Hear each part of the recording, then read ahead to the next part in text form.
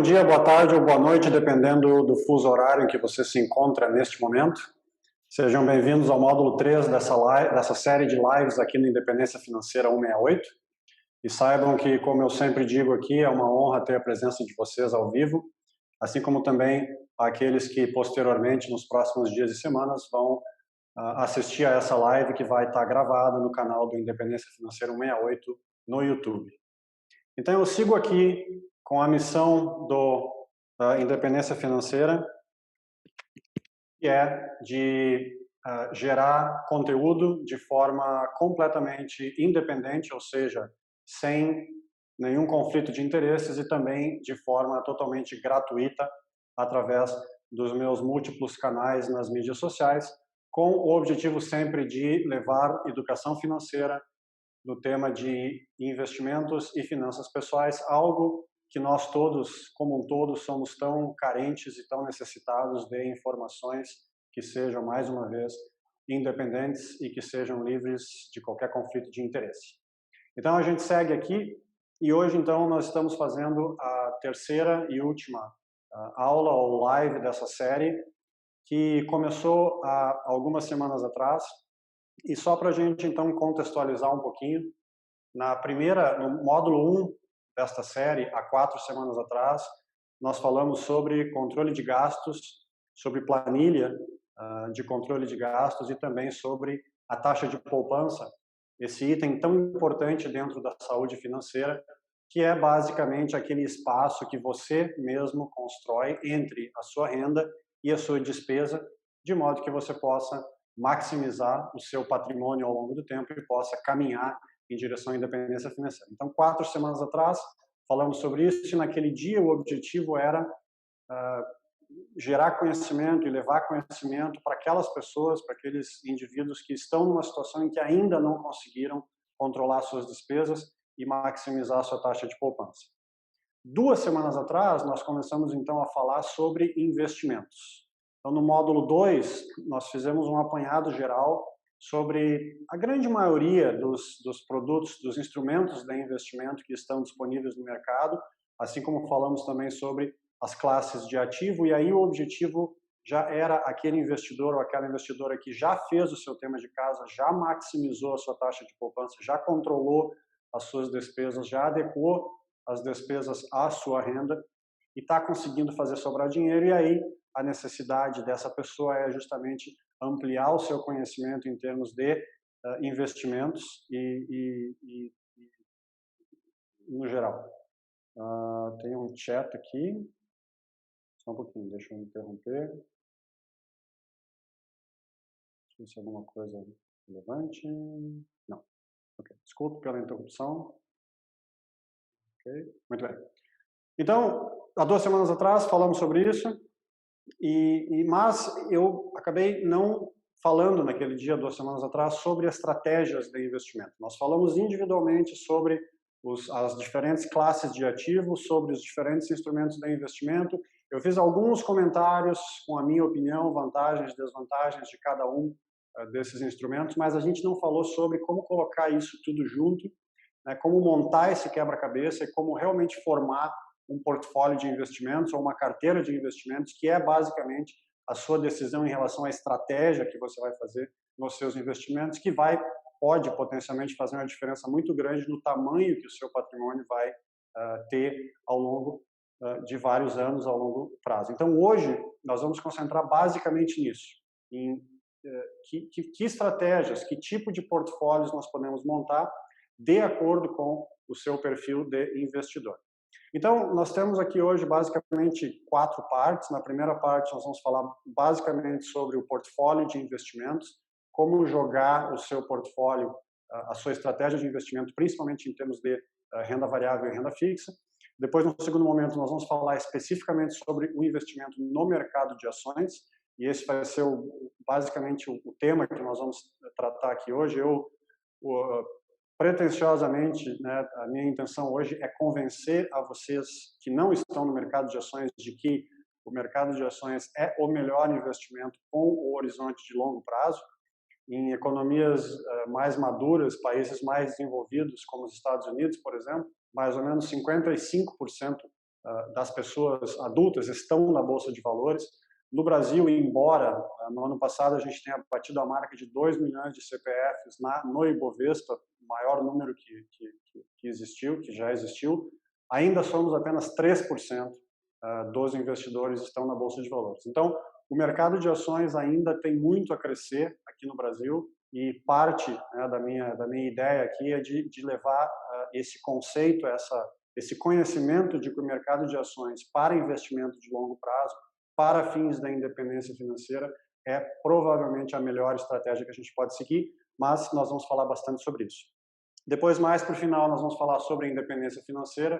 Eu vou tentar responder para vocês uma pergunta que é sempre muito presente nessas conversas em relação à educação financeira, que é: quanto dinheiro eu preciso para me aposentar? Quanto dinheiro eu preciso para declarar que eu estou num estado de independência financeira? Vamos falar sobre isso. E aí, bem no final, nós vamos falar sobre o conceito de diversificação e eu vou trazer um pouco para vocês o tema de investimento no exterior, de por que eu acredito que, para os de vocês que são baseados no Brasil, porque eu acredito que é importante que vocês tenham também uma parte da carteira de investimentos de vocês fora do Brasil como uma estratégia de diversificação. Então, como sempre, para quem já está habituado e acostumado com a dinâmica aqui das lives, essa live vai ficar gravada e ela vai estar disponível no canal da Independência Financeira 168 no YouTube a partir de segunda-feira. Então, para você que está assistindo ao vivo, se ficar alguma dúvida, alguma parte que não ficou clara, você sabe que você vai ter acesso a esse material a partir de segunda-feira. Assim como eu vou mandar para vocês um e-mail na segunda-feira também com o acesso ao arquivo que eu vou estar usando aqui, aos slides que eu vou estar usando aqui, que vão servir como uma referência para a nossa conversa de hoje. E, como sempre, as perguntas estão abertas, vocês podem ir postando as perguntas aí na parte da tela de vocês que está escrito perguntas e respostas, e aí no final, então, a gente vai reservar um tempo para responder e fazer um pouco de um bate-volta aqui numa conversa específica em relação às dúvidas que vocês têm. Então vamos lá, me deem aí 30 segundos para organizar a plataforma aqui e começar a dividir a tela que eu quero trazer para vocês, e aí então a gente já vai começar. Se tiver algum problema técnico durante a apresentação aí, microfone parar de funcionar, som, imagem, coloquem ali no chat. Se eu ver o chat piscando, eu sei que eu tenho que parar a apresentação para olhar ali porque há algum problema de ordem técnica.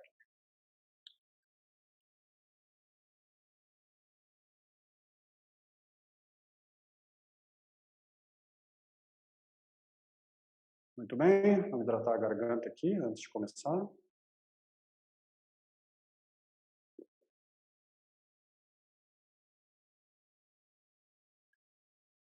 Vamos lá então? Todo mundo pronto? Alguns de vocês talvez já estejam no primeiro drink do final de semana, alguns talvez já estejam no terceiro ou quarto. Mas vamos lá, fiquem à vontade e aproveitem da melhor forma possível esse conteúdo aqui que eu preparei para vocês, como sempre, para realmente retribuir a atenção de vocês com muita atenção e com muito carinho. Então, em primeiro lugar, uma parte extremamente importante de toda essa conversa de hoje. Não existe investimento certo ou errado, não existe estratégia de investimento que se aplique uniformemente a todos os investidores. Cada investidor tem um perfil diferente e cada investidor ou investidora tem aquela estratégia de investimento que é mais adequada ou menos adequada a ele ou a ela de acordo com o perfil do investidor. Esse é um detalhe extremamente importante porque, às vezes, especialmente a gente vê aí no mercado financeiro, aqueles assessores, aqueles gerentes de conta que querem convencer você de que aquela estratégia que eles estão apresentando é a mais adequada e, na verdade, não é assim. Isso é uma coisa totalmente individual e cada investidor tem, como eu falei antes, a sua estratégia mais adequada ou menos adequada de acordo com o seu perfil de investidor. Então, quando eu falo do perfil do investidor, eu basicamente estou falando de duas características. Tem outras, mas resumindo, para a gente entender de uma forma mais fácil, existem duas características que a gente tem que levar em conta em relação ao perfil do investidor. A primeira delas é o horizonte de tempo. Nós estamos falando de um investidor ou de uma investidora que tem um horizonte de tempo de 5 anos, de 10 anos ou de 30 anos. Isso faz toda a diferença em relação a quais instrumentos de investimento e qual estratégia a gente vai seguir.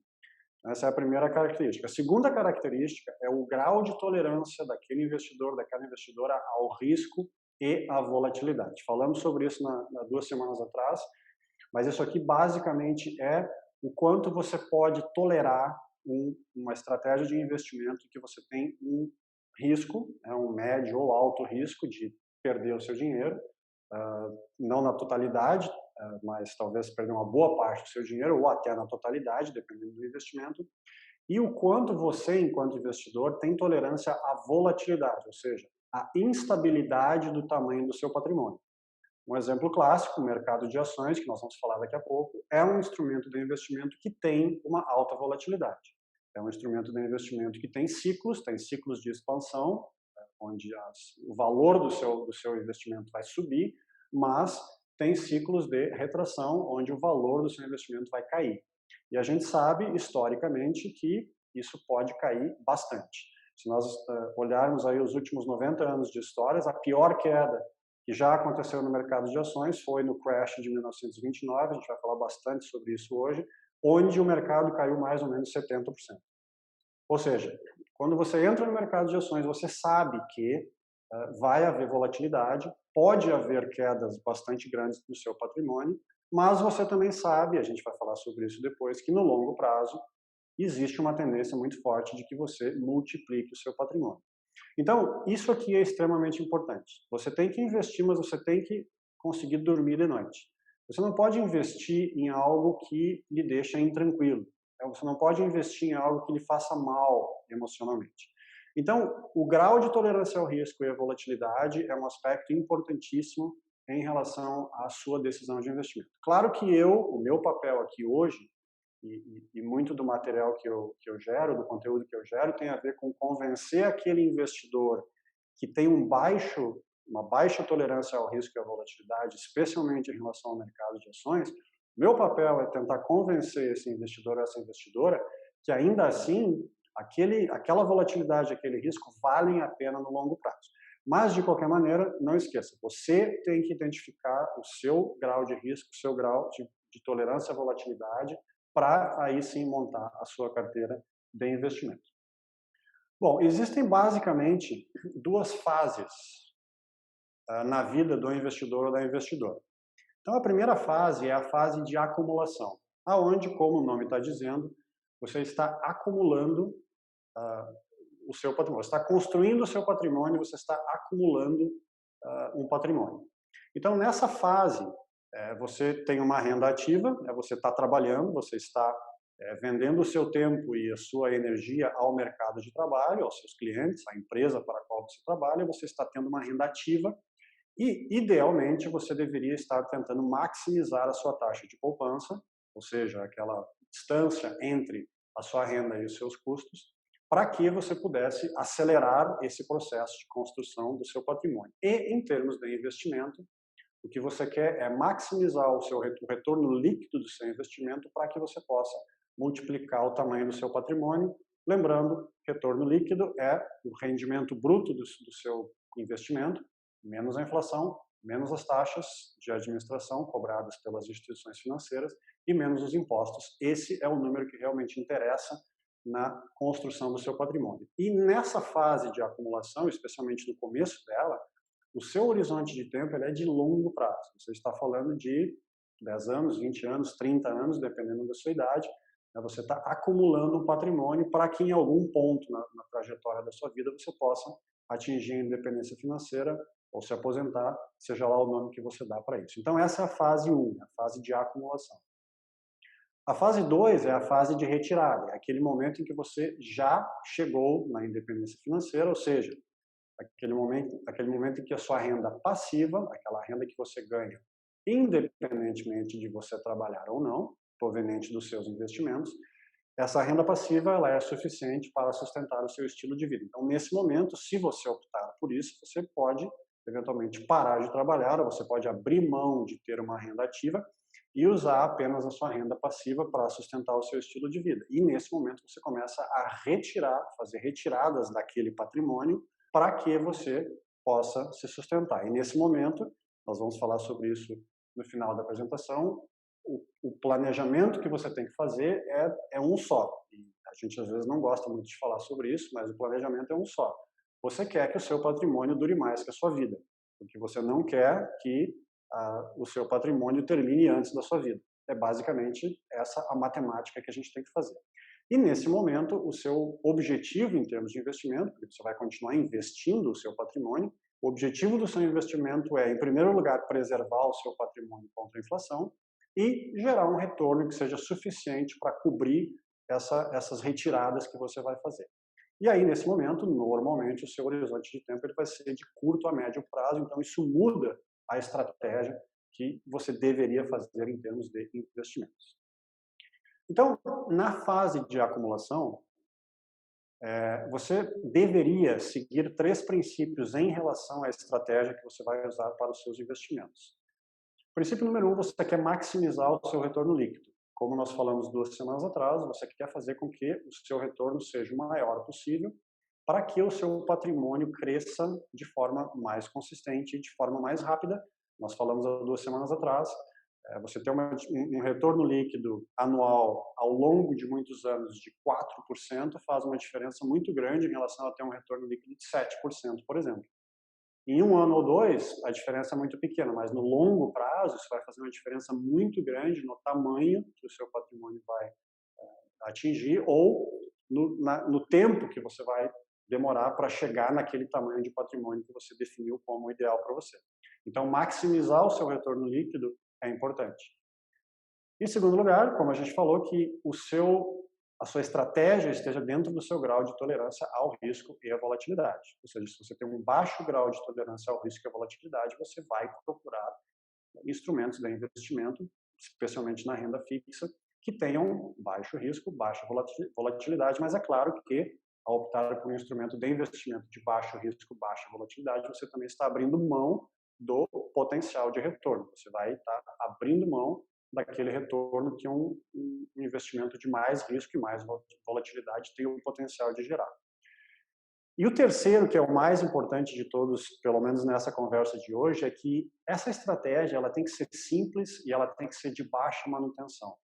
E o que eu quero dizer com isso é que nessa fase de acumulação, pelo menos a maioria de nós, a gente está extremamente ocupado trabalhando, né, procurando maximizar aquela renda ativa que a gente tem, e também a gente está bastante ocupado com a nossa vida familiar. A grande maioria de nós, né, nessa faixa etária ali entre os 30 e os 50 anos, forma uma família, tem filhos. Então, é uma fase em que a gente não tem muito tempo para ficar controlando investimentos. Então, na minha opinião, uma estratégia de investimento que exige que você gaste horas e horas por dia ou horas e horas por semana para controlar e para estudar e tomar decisões, para mim não serve, porque ela não faz sentido. A maioria de nós, pelo menos os que estão assistindo aqui, nós não somos investidores profissionais. Então nós temos que ter uma estratégia que seja simples, que seja de baixa manutenção, que eu precise gastar algumas horas por mês e não mais do que isso para, né, controlar e manter, mas que também maximize o meu retorno líquido. Então, eu chamo isso de o portfólio do preguiçoso e nós vamos falar um pouco mais sobre isso depois, mais para o final da apresentação. Mas a ideia aqui, o princípio, é de que a gente tem uma estratégia que seja simples e que seja fácil da gente operar e manter e que a gente não precise gastar muitas horas e muito tempo, muita energia para aquele investimento, porque, mais uma vez, nós não somos profissionais. O mais importante nesse momento, é óbvio que maximizar o retorno líquido dos investimentos é importante, mas o mais importante é a gente ganhar mais, é a gente maximizar a nossa renda passiva, e para isso a gente sabe que a gente tem que agregar valor à empresa que a gente trabalha, agregar valor aos nossos clientes, para que essa renda passiva, perdão, que essa renda ativa seja maior, e aí a gente possa, então, chegar num patrimônio maior. Então, antes da gente entrar nas estratégias de investimento, eu particularmente gosto da ideia de que a gente deveria ter pelo menos 3 potes dentro do nosso portfólio de investimentos. 3 potes separados de acordo com a necessidade. Então, o primeiro pote é o fundo de emergência, que nós já falamos algumas vezes nos módulos anteriores. Então, resumindo, o fundo de emergência com perdão da redundância, é aquele recurso destinado a uma emergência. É aquele recurso que a gente mantém num investimento em caixa ou num investimento que seja de alta liquidez e de baixa volatilidade, porque se há uma emergência, eu preciso acessar aquele recurso rapidamente. O objetivo principal ao investir os nossos recursos do fundo de emergência é proteção contra a inflação, não é maximizar o retorno líquido, não é ganho real. Se a gente puder proteger da inflação e ter algum ganho real, melhor, mas não é o objetivo principal. O objetivo principal é proteger da inflação. E esse fundo de emergência tem que ser num tamanho aí que cubra entre 6 e 24 meses da nossa despesa básica, da nossa despesa familiar básica para a gente sobreviver. Vocês podem estar se perguntando, mas 6 a 24 meses é um tamanho bastante largo. E é verdade. E eu gosto de usar esse número de 6 a 24, porque isso, assim como quase tudo que a gente fala, é uma questão muito individual. Cada pessoa, cada família tem a sua necessidade em termos de fundo de emergência. Então, eu gosto de dar como exemplo que os dois extremos aqui que a gente está falando é, por exemplo, aquele indivíduo, aquele jovem que tem uma despesa muito baixa, não tem uma família, né, de repente solteiro, solteira, não tem nenhuma pessoa dependendo dele ou dela financeiramente, e conjugado a isso tem um emprego, tem um trabalho onde ele ou ela está protegido pela CLT. Então, ou seja, num caso de demissão, de perda súbita de renda, essa pessoa sai com uma indenização, né, legalmente falando. Então, essa pessoa, na minha opinião, pode ser um pouco mais agressiva e ter um fundo de emergência um pouco menor, de 6 meses. O extremo oposto seria aquela pessoa que tem vários dependentes economicamente, filhos, pais, familiares, não importa, e que talvez seja um empresário ou um profissional liberal que não tem a proteção de uma indenização em caso de perda abrupta, perda repentina de renda. Então, esse seria, daqui a pouco, o extremo oposto, que eu recomendaria um fundo de emergência um pouco maior. Vocês podem estar pensando, mas espera aí, quanto maior for o fundo de emergência, melhor, certo? Não necessariamente, porque existe uma escolha e renúncia aqui. No momento que a gente opta por fazer um fundo de emergência e a gente opta por instrumentos de investimento que são de baixa volatilidade, de baixo risco, a gente está abrindo mão de um rendimento líquido maior. Então, se eu faço um fundo de emergência que é muito grande, que é maior do que as minhas necessidades, que é conservador demais, o meu rendimento sobre aquele fundo ele vai ser relativamente pequeno. Então, eu vou estar é um custo de oportunidade, eu vou estar deixando de maximizar aquele rendimento. Então, de novo, fundo de emergência depende, é muito individual de cada um, mas quanto mais arriscada, entre aspas, for a sua situação em relação à ocorrência de emergências, maior deveria ser o seu fundo de emergência. Quanto menos risco você corre, menor, entre 6, no mínimo 6, no máximo 24, não vejo por que ser maior. Então, esse é o pote 1. O pote 2 é o pote da independência financeira ou da aposentadoria, chame como você quiser. Então, aqui nós estamos falando de um horizonte de longo prazo, que, na minha visão, é 10 anos ou mais, ou seja, em termos de investimento, qualquer coisa que a gente está falando de mais de 10 anos é longo prazo. E o objetivo aqui é a maximização do retorno líquido, ou seja, você quer montar uma estratégia de investimento onde você possa maximizar o seu retorno líquido para que o seu patrimônio cresça até o tamanho que você quer, que você precisa para atingir a independência financeira, sempre com a meta de que aquele patrimônio, em algum momento da sua vida, ele tem que gerar uma renda passiva para que você possa chegar na independência financeira. E dependendo, mais uma vez, do perfil do investidor, e a gente vai falar muito sobre isso daqui a pouco, a maior parte, se não toda a parte do pote 2 deveria estar em renda variável, porque, mais uma vez, renda variável é uma forma de maximizar o seu retorno em termos de longo prazo. Mas claro que existem situações que não se encaixam nem no pote 1 nem no pote 2. Não é nem curto prazo para emergência, não é nem longo prazo. Então, por isso que eu tenho o pote 3. Na verdade, pode ser o 3, o 4, o 5, pode ser mais que um, que são para aquelas situações que não são nenhuma nem outra. Então, 2 exemplos que eu sempre uso vamos dizer que você está economizando dinheiro para comprar um imóvel. Isso não é um curto prazo, não é um fundo de emergência, mas também não é um longo prazo para 10 anos ou mais. Então, nesse caso, você daqui a pouco vai colocar isso você vai ver isso como uma parte diferente do seu patrimônio e você vai tomar as decisões de investimento de acordo com isso. Ou a aquisição de um automóvel, ou então você quer, né, pagar a faculdade para os seus filhos. Tudo isso são situações híbridas, né, que não são nem o curtíssimo prazo do fundo de emergência, nem o super longo prazo da independência financeira. Então, o horizonte é de curto a médio prazo, e você vai procurar um ganho real moderado, e maior ou menor exposição à renda variável depende do seu horizonte de tempo. Pode também ser o que eu chamo do pote da especulação, ou pote da aventura, onde você eventualmente vai destinar uma parte do seu patrimônio para especular. Se você tem estômago para isso e perfil para isso, daqui a pouco você quer ir para instrumentos de investimento de alto risco, alto potencial de retorno, mas alto risco. Então, nesse caso também, né, você vai destinar uma parte do seu patrimônio, digamos que você tome a decisão de que 10% do seu portfólio você quer comprar, você quer investir em coisas de alto risco, que você sabe, você tem a consciência de que você corre o risco de perder dinheiro, de até perder tudo, mas você sabe também que você tem o potencial de maximizar aquele retorno. Então, esses 3 potes, na minha opinião, ou como eu falei antes, pode ser mais do que 3, eles cobrem basicamente todas as necessidades e, na minha opinião, são uma forma bem didática e bem simples de entender como essa dinâmica funciona. Então, entrando aqui em estratégias de investimento propriamente dito, vamos só relembrar o que a gente falou há 2 semanas atrás, que é extremamente importante, que são as 3 classes de ativo. Então, ali dentro do seu portfólio de investimento, da sua carteira de investimentos, normalmente existem 3 categorias nas quais você pode alocar o seu dinheiro. Então, caixa ou equivalentes, renda fixa e renda variável. Então, essas são as 3 categorias que um investidor ou uma investidora pode alocar os seus recursos.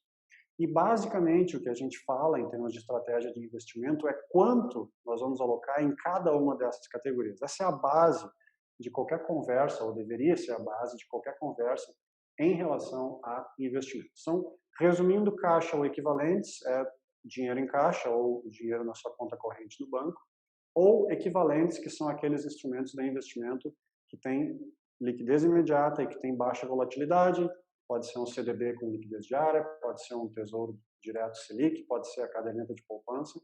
Então, é caixa ou um equivalente no sentido de que tem alta liquidez. A renda fixa, como a gente falou 2 semanas atrás, existem vários instrumentos, né? Existem CDBs, tesouro direto, LCIs, LCAs, e geralmente instrumentos de renda fixa são instrumentos com baixa relação risco-retorno, baixa volatilidade, baixo risco, e aí a liquidez às vezes pode ser maior ou menor dependendo do instrumento. E finalmente a renda variável, então são aqueles, como o nome já está dizendo, são aqueles instrumentos em que o seu patrimônio ele pode variar, ele pode subir, né, você pode ganhar muito, você pode valorizar o seu patrimônio, você pode perder bastante. Então a diferença entre renda fixa e renda variável é essa. Hoje nós vamos falar bastante sobre o mercado de ações, que é uma parte da renda variável, mas pode também ser o mercado de imóveis, os fundos de investimento imobiliário, ouro, commodities, moedas, bitcoins.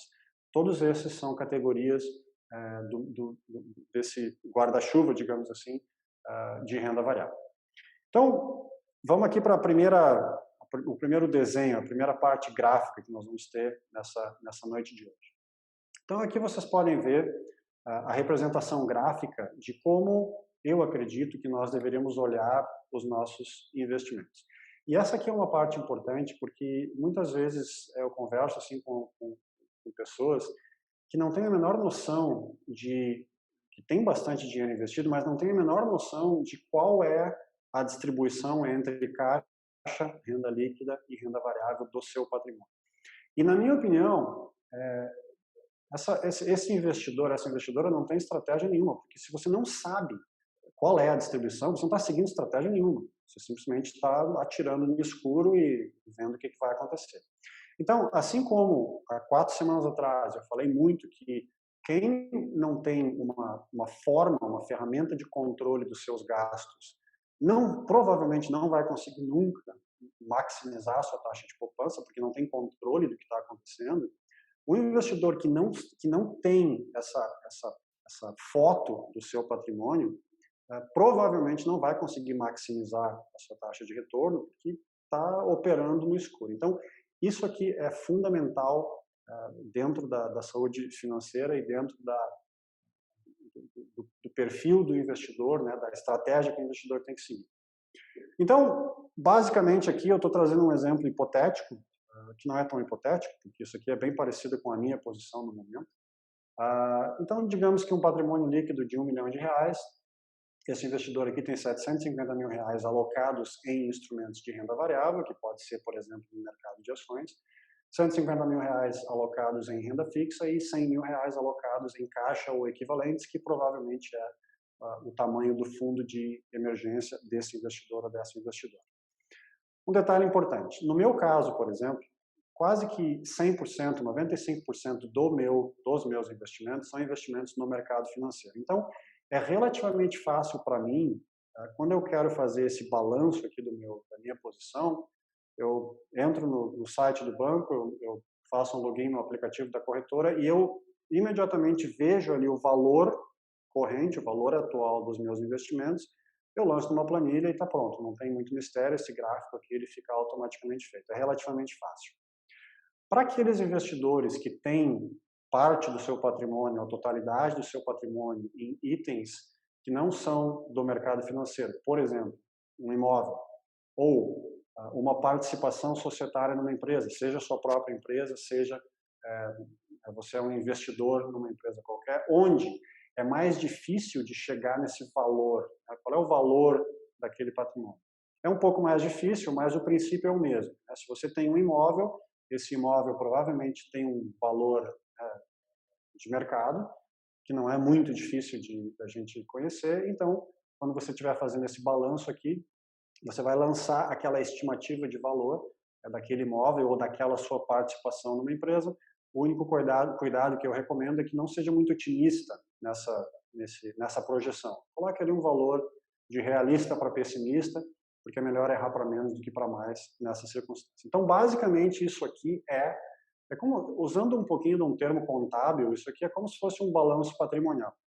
E a cada, não sei, 2 ou 3 meses, você vai sentar e fazer um balanço patrimonial de como está o seu portfólio de investimentos, como está o seu investimento, e aí você vai fazer uma alocação, fazer uma análise em termos de qual é o percentual que você está em renda fixa, em renda variável, em caixa, e aí baseado nisso você vai fazer correções, né, de acordo com como o mercado se movimentou, você vai provavelmente estar fazendo novos aportes, então você vai organizando o seu portfólio de investimentos de acordo com a estratégia que você definiu. Um detalhe extremamente importante aqui, e essa aqui é uma parte um pouquinho polêmica dessa tela aqui. Nem todos os educadores financeiros concordam com isso que eu vou falar aqui. Muitos concordam, outros têm uma visão diferente. Mas eu, particularmente, não acho que o seu imóvel residencial deveria entrar nessa conta aqui. E o motivo é simples. Eu não acho que o imóvel em que você mora é um ativo, porque ele não gera renda. O imóvel que você mora, na verdade, né, tristemente falando, ele é um passivo. Ele não gera renda nenhuma, pelo contrário, ele gera despesa, ele gera custo. Então, a gente está falando aqui de um portfólio de investimentos com o objetivo de geração de renda passiva em algum momento da sua vida. Eu assumo que você sempre vai ter que morar em algum lugar. Então, o seu imóvel primário, o seu imóvel residencial, ele não é, na minha opinião, parte do seu portfólio de investimentos, porque, mais uma vez, ele não gera receita, não gera renda para você e ele provavelmente nunca vai gerar. Vale a mesma regra se você tem um segundo ou um terceiro imóvel na serra ou na praia, é o mesmo princípio. Ele não entra aqui porque, na minha visão, ele não deveria fazer parte do seu portfólio de investimentos, da sua estratégia. Mas, de novo, essa é a minha opinião.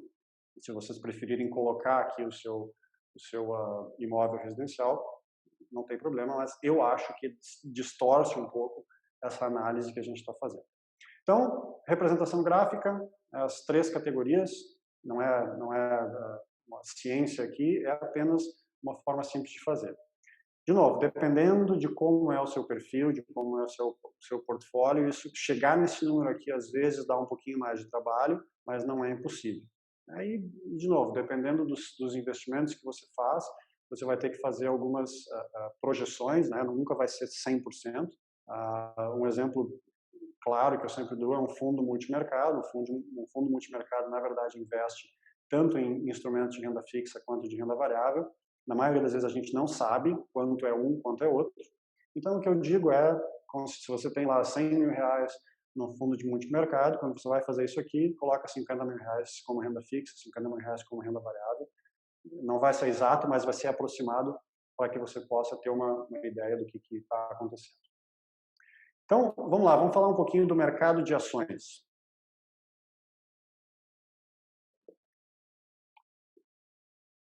O mercado de ações, na minha visão, é um componente extremamente importante da parte de renda variável, que deveria fazer parte do seu portfólio de renda variável. Então, eu vou colocar 3 afirmações aqui em relação ao mercado de ações. E essas 3 afirmações, e isso é importante eu ressaltar aqui para vocês, eu vou continuar repetindo isso mais tarde. Tudo isso que eu estou afirmando aqui, tudo que eu vou falar para vocês em relação ao mercado de ações hoje é baseados em fatos históricos, tá? É baseado em 100 anos de história e estatística dos mercados. Iniciou lá em 1917, que a gente tem informações disponíveis sobre os mercados de ações. Então, baseado em 100 anos de história, nós podemos afirmar certas coisas. Mas isto não quer dizer que isso é uma garantia de que isso vai continuar, essas tendências vão continuar acontecendo para o futuro. Eu, infelizmente, não tenho uma bola de cristal e não acredito que alguém tenha no mercado financeiro. A gente vê aí algumas figuras tentando vender a ideia de que eles conseguem adivinhar para onde o mercado está indo. Eu, particularmente, não acredito nisso. Mas é claro que, se a gente olha para 100 anos de história, a gente tem uma base que é razoavelmente precisa para nos dar um horizonte futuro. Não é 100%, mas no momento em que a gente olha 100 anos de história, 100 anos de estatística, a gente está formando uma base razoavelmente confiável para guiar os nossos investimentos para o futuro. Então, afirmativa número 1 em relação ao mercado de ações. No longo prazo, o mercado de ações sempre sobe. Eu vou provar isso para vocês. Eu não consigo ver a expressão de vocês, mas tenho certeza que alguns, principalmente no momento como agora, de tanta volatilidade, estão talvez arrancando os cabelos. Afirmativa número 2. No longo prazo, o investimento diversificado em ações sempre retorna mais do que o investimento em renda fixa. Ou seja, o que eu estou afirmando aqui é que, baseado em 100 anos de história, se você investir em renda variável, em ações, de forma diversificada, no longo prazo, você vai ter um retorno líquido maior do que se você investir num instrumento de renda fixa. E a terceira afirmação é que todas as crises que derrubaram os mercados de ações desde 1929 foram sucedidas por períodos de forte recuperação, onde os ganhos superaram as perdas. Ou seja, aquele investidor que estava no mercado lá em 1929, ele viu seu patrimônio diminuir em 70%, mas nos anos seguintes ele viu seu patrimônio recuperar aquela perda e ainda ganhar mais. E isso vale para todas as crises, incluindo a de 2007 e 2008, que foi a grande crise mais recente que a gente teve, incluindo essa que nós estamos vivendo hoje, que é uma crise meio diferente. Os mercados chegaram a cair, mundialmente falando, em torno de 30%. As bolsas chegaram a cair em torno de 30% ali entre o fim de fevereiro e o começo de março. E hoje já houve uma recuperação. O Ibovespa ontem ou anteontem voltou ao nível que estava em fevereiro. As bolsas de Nova York já tinham atingido esse patamar 2 semanas atrás. Então, eu não estou dizendo que a crise acabou e que o mercado não vai mais cair, mas pelo menos aquela crise ali de fevereiro e março, ela já recuperou, embora quem estava investido, como eu estava naquele momento, chegou a ver uma variação de 30% negativa, extremamente assustadora, mas a princípio já recuperou. E essa é a história de todas as crises que foram vistas na Bolsa de Valores, todas as crises que derrubaram as bolsas de valores nos últimos 100 anos. Então, baseado em 100 anos de história, a gente pode afirmar que quanto maior for o seu horizonte de tempo, maior deveria ser a sua exposição ao mercado de ações. Por quê? Porque mesmo que você esteja no mercado de ações e uma pandemia aconteça, ou uma, uma bolha do mercado imobiliário estoure, o seu patrimônio vai ter uma variação, uma oscilação negativa, sem dúvida nenhuma, mas se você tem tempo para esperar, aquela perda, entre aspas, que você teve vai ser recuperada e você ainda vai continuar tendo retornos líquidos positivos desde que você tenha tempo para esperar. Então, esse é um dos princípios básicos de uma estratégia de investimento, ou pelo menos da estratégia de investimento que eu sigo. Se você tem um horizonte de curto prazo, por exemplo, um fundo de emergência, ou você está há 3 anos da sua aposentadoria, do seu ponto de independência financeira, provavelmente, neste caso, você vai diminuir a sua exposição ao mercado de ações, porque se houver uma queda grande e você precisar do dinheiro, você não vai ter tempo de recuperar. Agora, se nós estamos falando de 10, 20, 30 anos de horizonte, você deveria maximizar a sua exposição ao mercado de ações, porque, de novo, baseado em 100 anos de história, o que não é garantia de 100% de que é isso que vai acontecer, mas baseado em 100 anos de história, você vai ter tempo de recuperar e essa exposição vai, ao longo do tempo, no longo prazo, vai maximizar o seu retorno líquido na comparação com instrumentos de renda fixa. Ou seja, você vai ganhar mais do que se você estiver exposto à renda fixa. Então, esse conceito vai voltar muitas vezes hoje aqui nessa conversa hoje. Quanto maior for o seu horizonte de tempo, maior deveria ser a sua exposição ao mercado de ações. Então, deixa eu mostrar agora para vocês 3 portfólios, tá, que eu preparei aqui. São portfólios hipotéticos, mas só para vocês terem uma ideia, terem um gostinho desse conceito que a gente está falando aqui. Então, um portfólio de um investidor, de uma investidora de 25 anos de idade, de 40 anos de idade, de 55 anos de idade. E o que eu fiz aqui basicamente foi, à medida que o tempo vai passando, esse investidor ou essa investidora vai diminuindo a sua exposição à renda variável. Começou com uma exposição à renda variável tirando ali o fundo de emergência, que são os 5%, né, desse investidor, dessa investidora que está em caixa, basicamente 100% do pote de independência financeira dessa pessoa estava em renda variável. Depois, né, aos 40 anos, esse investidor, a investidora começou a mudar um pouco a composição, e lá aos 55 anos, onde talvez teoricamente esse investidor, essa investidora já começa a se aproximar da aposentadoria, da independência financeira, e o tempo de recuperação começa a ficar mais curto, essa pessoa já foi mudando e já ficou numa estratégia ali de mais ou menos 50% renda fixa, 50% renda variável, e se a gente fizesse ainda um gráfico mais longo, talvez a gente fosse inverter cada vez mais. Então, o princípio básico é esse. Quanto mais jovem você for, quanto mais tempo você tem de mercado, mais você deveria se expor à renda variável. Quanto menos tempo você tem, você começa a jogar de uma forma um pouco mais conservadora, porque se o mercado cair muito, você já não tem mais todo aquele tempo para esperar a recuperação, que muitas vezes demora anos, pode demorar até décadas, que aos 25 anos, teoricamente, você tem enquanto investidor, aos 55 você talvez não tenha mais. Então, esse aqui é o princípio básico e eu acredito que dessa forma a gente consegue visualizar bem como deveria, teoricamente, ir progredindo ao longo do tempo. Então, vamos falar um pouco agora especificamente do mercado de ações. Essa aqui é aquela hora que a minha missão aqui é tentar convencer aos céticos, aqueles que são resistentes ao mercado de ações, de que essa é a estratégia com melhor chance de sucesso.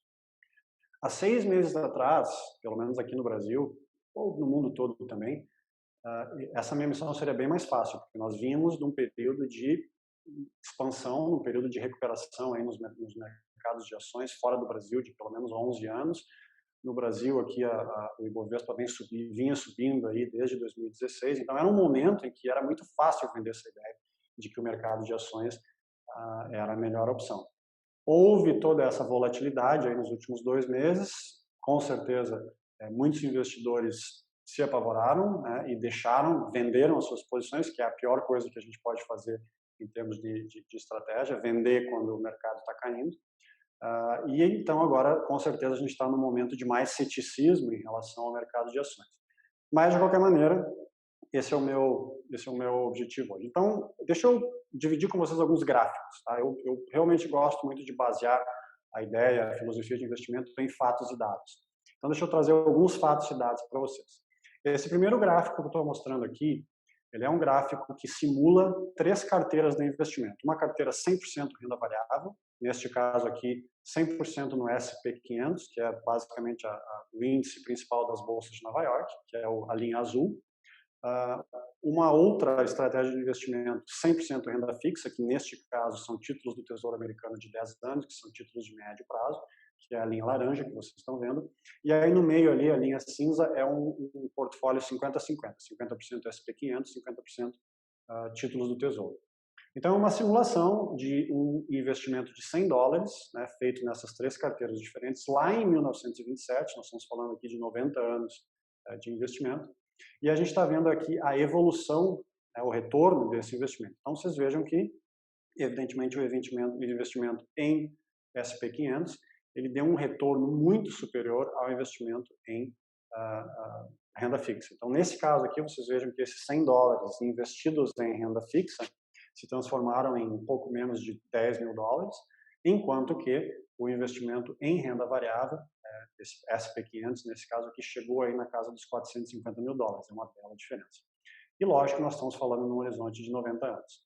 Claro que vocês podem ver ali que a volatilidade da linha azul, ela é muito maior do que a linha laranja. A linha azul é quase que um eletrocardiograma, enquanto que a linha laranja é muito mais suave, né, teve um crescimento muito mais suave. Mas isso aqui são, de novo, 90 anos de história, que a gente pode ver que no longo prazo, eu não estou dizendo que nós temos um horizonte de 90 anos, mas no longo prazo, esta aqui é uma tendência de que o mercado de ações, o investimento no mercado de ações vai trazer um retorno superior ao investimento em renda fixa. O segundo gráfico que eu quero dividir, eu até usei esse gráfico há 2 semanas atrás, mas hoje eu quero chamar a atenção para um ponto diferente aqui. Então, esse gráfico é menos longo prazo, esse gráfico aqui é de 10 anos, então entre 2010 e 2020. E 2 investimentos, de novo, 2 carteiras de investimento simbólicas, fictícias, uma em S&P 500, outra, mais uma vez, em títulos do Tesouro Americano de médio prazo.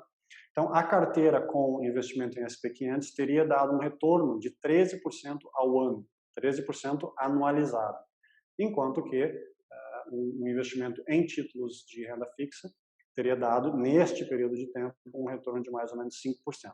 Mais uma vez, se vocês olharem a estabilidade, o quanto a linha é reta, vocês podem ver, mais uma vez, que a linha do investimento no mercado de ações ela é muito mais instável, né? Tem várias subidas e descidas, embora a tendência da linha seja de subir, enquanto que o investimento na renda variável foi muito mais suave. Então, isso aqui demonstra bastante o quanto de volatilidade o investidor que opta pelo mercado de ações tem que tolerar, né? Enquanto que o investidor de renda fixa não precisa tolerar tanta volatilidade, mas também abre mão de uma grande parte da remuneração. Então, essa é a escolha e renúncia que a gente tem que fazer, como quase tudo na vida, mas no mercado financeiro isso é muito preponderante, né? Risco-retorno, quanto mais risco eu corro, maior a minha possibilidade de retorno. No momento que eu opto por não correr risco, eu também automaticamente estou abrindo mão de uma possibilidade de retorno. Vamos lá, mais 2 gráficos rapidamente aqui, é mais ou menos a mesma informação, tá? Índice S&P 500 entre 1929 e 2019, então 90 anos de história. Aqui na esquerda, vocês podem ver a evolução dos pontos do índice, começou com 250 pontos lá em 1917, no primeiro ano que esse índice começou a ser feito, e ele vai até 2017, 2019, indo até a casa dos 3 mil pontos, que é mais ou menos o índice nível atual. O que é interessante de ver aqui é que essas linhas, essas barras que vocês estão vendo aqui na tela, cinza, elas marcam crises econômicas. Então, vocês vejam que são várias, né? Vocês vejam que no momento em que a gente entra no mercado de ações, a gente sabe que o mercado de ações é cíclico e que a cada 10 anos ou a cada 15 anos vai haver uma crise, vai haver uma correção e vai haver uma queda violenta. A gente sabe disso porque está aqui, está na história. Mas a gente também sabe que todas essas crises elas foram sucedidas, a sequência dessas crises foi recuperação. Ou seja, quem está investindo no longo prazo tem uma ótima chance, estatisticamente falando, de ter um retorno positivo. As duas últimas crises que vocês podem ver aqui, a crise de 2001, que foi a conjunção do estouro da bolha da internet com os atentados terroristas de 11 de setembro, derrubou os mercados ali por mais ou menos um ano.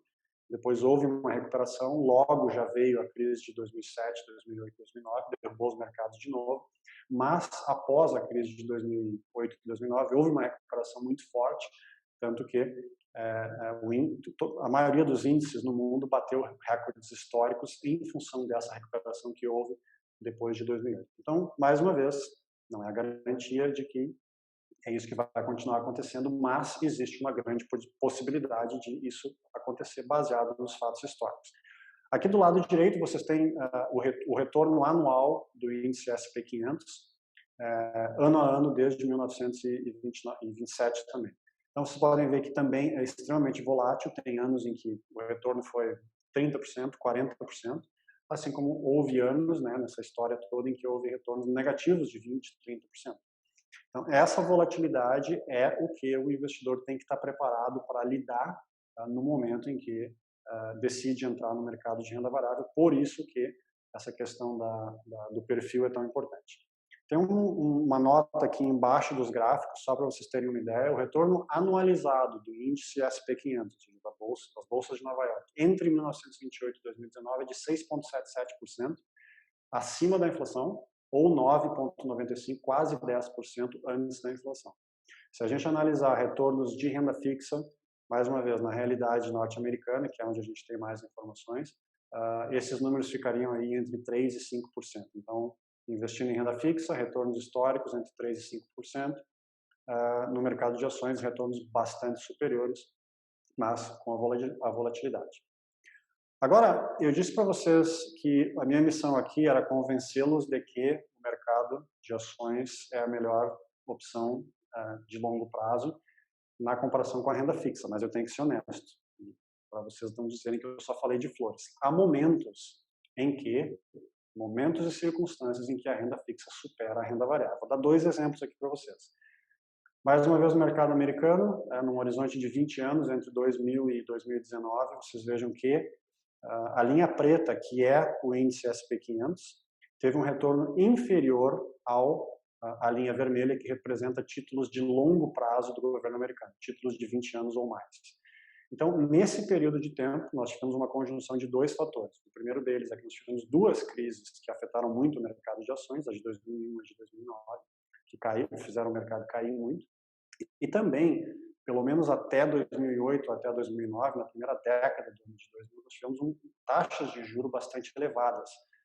E quando as taxas de juros estão elevadas, o rendimento da renda fixa tende a ser superior, ele tende a ser melhor em relação na comparação com renda variável. Isso é um conceito importante que também nós vamos falar um pouco daqui a pouco. Mas, de um modo geral, no momento em que as taxas de juros estão baixas, como agora, a tendência é que a renda fixa perca rentabilidade, perca atratividade, e a tendência é que o mercado de ações ele se valorize justamente porque há uma migração muito grande dos investidores fugindo da renda fixa em busca de uma rentabilidade maior e migrando para a renda variável. Isso é parte do motivo que explica essa valorização que a gente teve nas bolsas mundialmente falando desde 2008. Um horizonte de taxas de juros extremamente baixas fez com que as bolsas se valorizassem. O contrário aconteceu na primeira década dos anos 2000, onde nós tínhamos um horizonte de altas taxas de juros e aí, consequentemente, né, a gente vê esse número aqui. E um segundo gráfico que mostra mais ou menos a mesma situação, mas adaptando aqui para a nossa realidade. E, de novo, a maior parte das informações que eu trago são do mercado americano, porque são informações que estão muito mais acessíveis. Tá? Às vezes é difícil de buscar informações assim precisas no mercado brasileiro, mas essa aqui é bem interessante. Então, aqui, num horizonte de 20 anos, mercado brasileiro especificamente, vocês podem ver que isso aqui também é uma simulação de investimento, R$100 investidos, num horizonte de 20 anos. A linha azul escura ali, que termina em 1780, é o CDI, ou seja, investimento em renda fixa que ficou igual, equivalente às taxas de juros, teria retornado, né, R$ 100, teriam retornado uns 780 no final desse período, enquanto que a linha amarela, que seria um investimento em bolsa de valores, no Ibovespa teria retornado metade desse valor, 895. Neste caso, é o mesmo conceito, é o mesmo princípio. Aqui no Brasil, nós vínhamos até 2016, mais ou menos, com altas taxas de juros. Hoje, com a Selic a 2,75, quando a gente lembra que há 3 anos atrás nós tínhamos taxa, a Selic estava 15% ao ano, às vezes até é difícil de imaginar, mas essa era a realidade. Então, no mercado que as taxas de juros estão a 15%, bom, em primeiro lugar, qualquer investimento em renda fixa ele vai gerar um retorno extremamente atrativo, extremamente positivo, e o retorno, a valorização da bolsa de valores, ela não vai ser tão grande, porque eu, enquanto investidor, se eu posso investir num título do Tesouro do governo, que é 99% sem risco, eu posso ganhar 15% ao ano, por que eu vou correr risco com a bolsa de valores que pode me retornar negativamente e que vai ser muito difícil retornar mais de 15%? Então, esse era o ambiente de investimentos no Brasil. Isso, em parte, explica por que nós temos apenas 3% da população economicamente ativa na Bolsa de Valores. Só que, a partir de 2016, esse cenário mudou. Nós tivemos uma queda violenta da taxa de juros, tanto que hoje está 2,75%, e essa dinâmica se inverteu. Então, isso que nós vimos aqui nos últimos 20 anos, tanto nos Estados Unidos quanto no Brasil, tende a não se repetir mais, porque nós estamos num momento de baixa taxa de juros, que começou mundialmente em 2008, e a gente estava até fevereiro, pelo menos fora do Brasil, numa tendência de subida das taxas de juros, pelo menos na Europa e nos Estados Unidos, mas a pandemia e a crise econômica derrubou as taxas de novo, e provavelmente, né, a tendência é que nós vamos ter mais 2, 3, 5 anos de taxas de juros bem baixas, o que, mais uma vez, meio que empurra nós, enquanto investidores, para o mercado de renda variável, porque se nós vamos ficar na renda fixa, a gente sabe que a gente vai ter 2, 3% de rentabilidade, vamos cobrir a inflação e olhe lá. Então, de novo, eu estou mostrando aqui esses diferentes cenários para não vender a ideia de vocês de que sempre vai ser positivo. Não, existem momentos em que o mercado de ações ele vai ser negativo em relação ao mercado de renda fixa, e por isso que a educação financeira é tão importante. Por isso que nós, enquanto investidores, temos que entender o que está acontecendo para que a gente possa fazer correções. Daqui a pouco, daqui a 5 anos, nós vamos entrar num momento inverso, onde os juros estão subindo e a renda fixa volta a ser atrativa.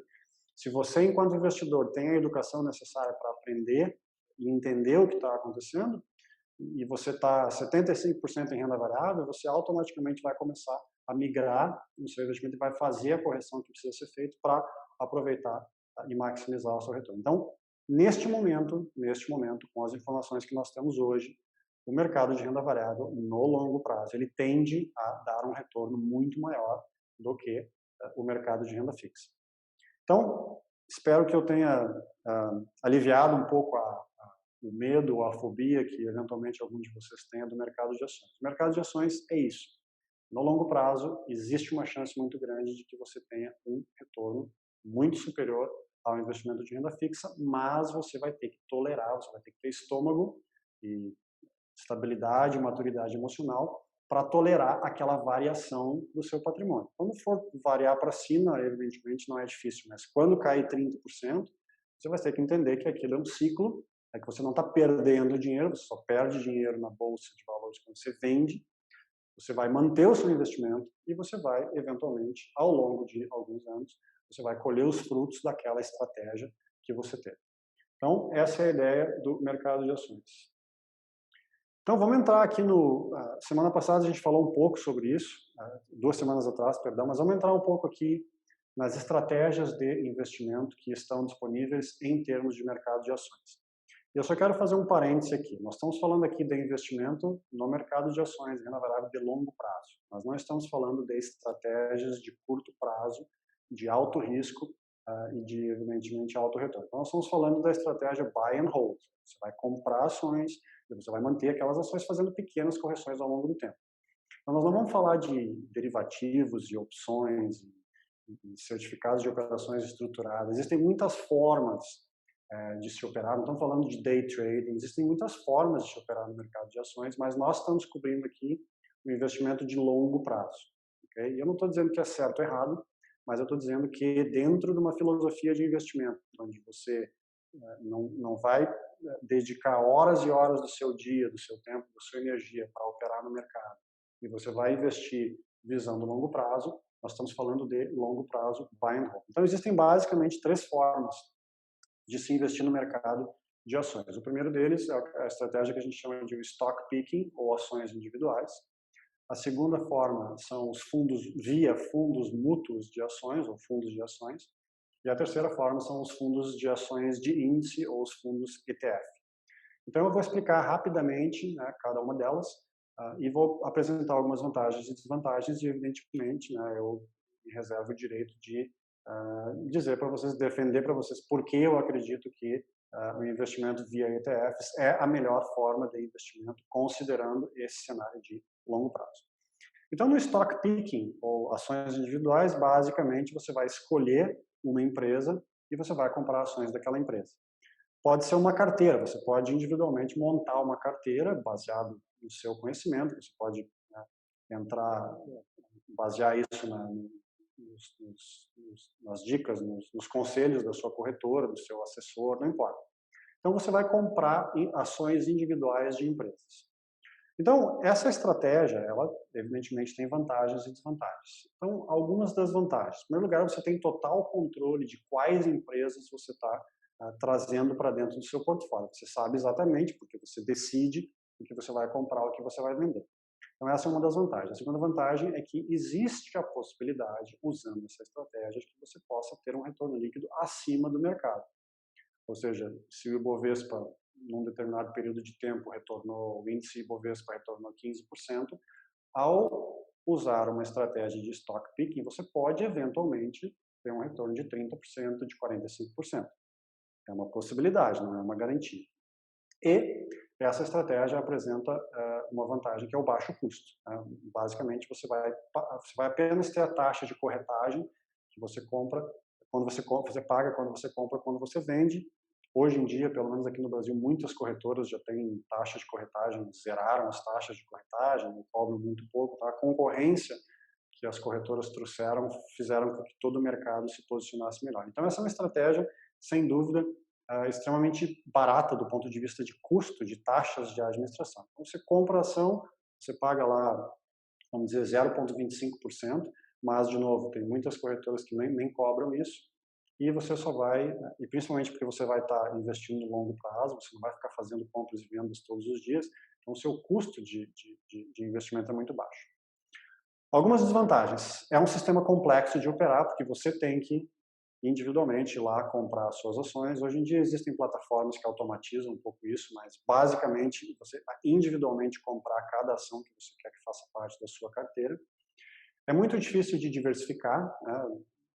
Você pode até tentar fazer uma carteira de 50 ações, por exemplo, mas você vai ter que individualmente, né, ir em cada uma delas. Então, existe uma certa complexidade nisso. Demanda tempo, porque se você quer minimizar as suas chances de falhar e de perder dinheiro, você não vai, sei lá, fazer um sorteio e escolher por um dado, por exemplo, ou com alguma outra coisa assim, as ações que você vai comprar. Você vai estudar as empresas, você eventualmente vai ter que ler os balanços, né, os demonstrativos financeiros, vai ter que estudar o mercado, ou você vai ter que comprar essa informação de alguém. Então, demanda tempo e você tem que, né, disponibilizar uma certa quantidade de energia para isso. E assim como ao montar essa estratégia você tem a possibilidade de ter retornos acima do mercado, você também tem a possibilidade de ter retornos abaixo do mercado. Se você escolher as ações erradas, num ano que o Ibovespa retornou 10%, talvez o seu retorno seja menos 10%, não sei. Então existe esse risco, essa possibilidade. E as estatísticas comprovam que apenas 2 em cada 100 stock pickers, né, apenas 2 em cada 100 investidores que usam essa estratégia conseguem ter retornos acima do mercado no longo prazo. Então, vamos dizer que de cada 100 stock pickers que estão na Bolsa de Valores de São Paulo, No longo prazo, ou seja, acima de 10 anos, apenas 2 desses 100 conseguem ter um rendimento acima do índice Ibovespa. 98% deles, 98 de 100, têm um retorno mais baixo. Isso é estatística. Evidentemente que o pessoal da tribo dos stock pickers tem uma visão diferente, mas essa é a estatística, pelo menos a nível mundial. Segunda estratégia, a segunda forma, são via fundos mútuos de ações. Então, você vai no banco, você vai na corretora e compra um fundo de ações. Então, o que acontece? Aquele fundo ele tem uma equipe de gestão, um gestor, que toma as decisões por você. Eles vão comprar as ações que eles acreditam sejam as mais adequadas. Então, nessa forma de investimento, uma das vantagens é a alta diversificação. Normalmente, nesses fundos, eles vão ter 50 posições, 100, 500 posições, então eles vão estar comprando ações de várias empresas, não de algumas poucas, então isso baixa o seu risco, né, mais diversificação. Aqui também você tem a possibilidade de ter um retorno líquido acima do mercado, né, dependendo da estratégia que o gestor do fundo vai utilizar. E aqui é uma estratégia extremamente fácil e simples, ou seja, com 1 ou 2 cliques ou com um telefonema, você compra o fundo, compra cotas, você vende, e aí automaticamente toda essa operação de compra e venda vai ser feita pelo pessoal do fundo, pela equipe de gestão do fundo. Então, para você como investidor, é relativamente simples para operar, não exige muito tempo, não demanda muita atenção. Você está basicamente terceirizando, né, para os gestores do fundo a opção em termos de estratégia. Algumas desvantagens, esse serviço evidentemente não é de graça, né? Essas equipes todas são de profissionais extremamente experientes e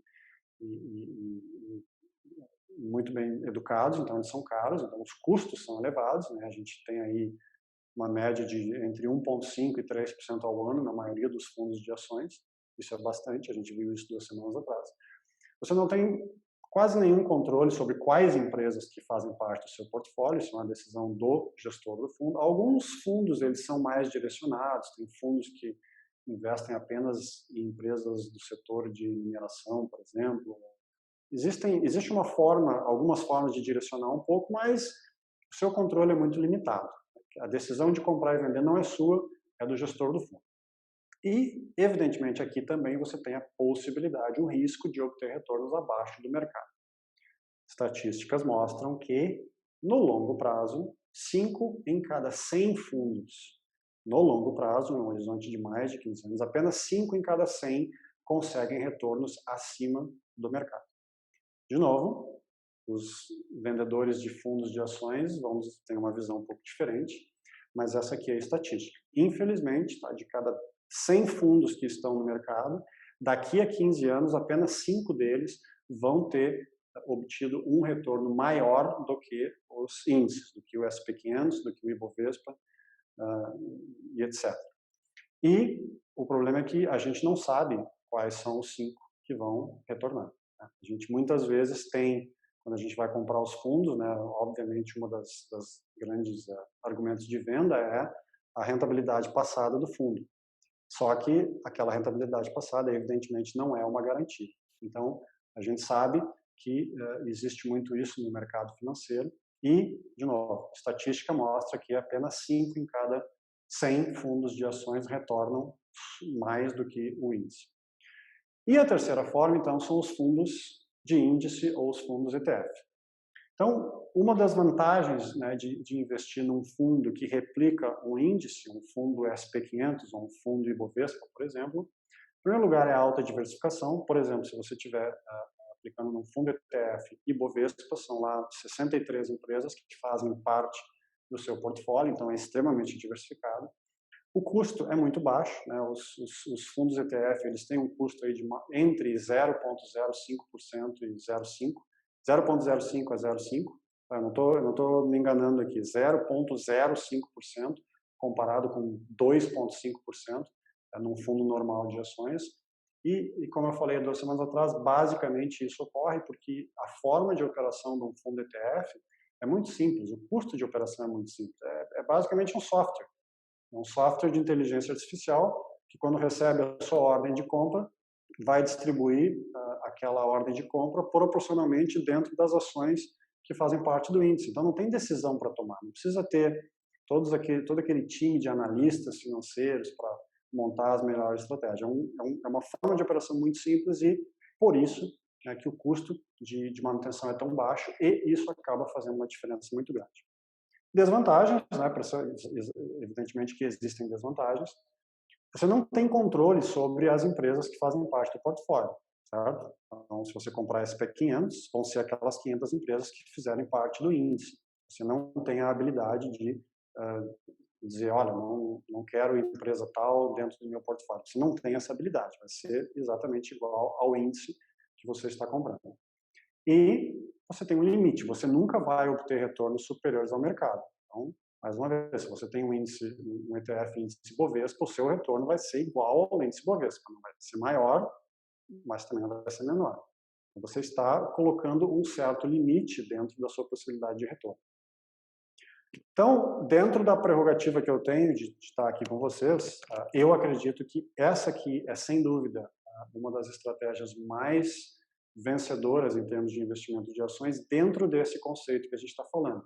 Simplicidade de operar, facilidade de operar e retorno a longo prazo. Porque as estatísticas mostram que, em termos de fundos ETF, principalmente fundos de índice, a estatística é contrária ao que eu falei para vocês anteriormente. Os fundos ETF, eles geram no longo prazo um retorno maior do que 98% dos fundos, dos stock pickers, dos operadores individuais de ações, e 95% dos fundos de ações que cobram as taxas que cobram.